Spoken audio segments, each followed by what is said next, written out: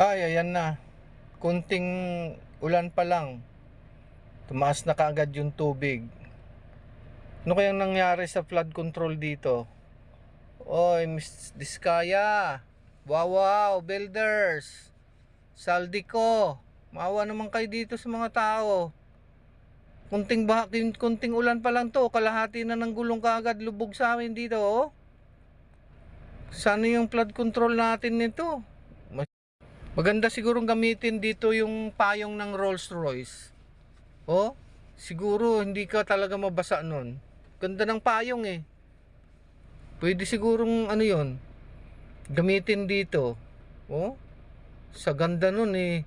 Baka lulutang pa yun sa tubig. Di ba? Ganda-ganda ng payong eh. Oh, kita mo, kalahati na nakaagad ng gulong.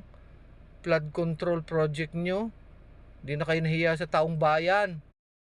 Dapat talaga may managot dito. Kasi oh, kumakaway na naman yung mga leptospirosis nito, oh. Ayan oh. Paano na lang kung may sugat ka dyan? Ang hirap naman dumaan dyan pag magbaha. Sigurado yung leptospirosis dyan, kapit agad.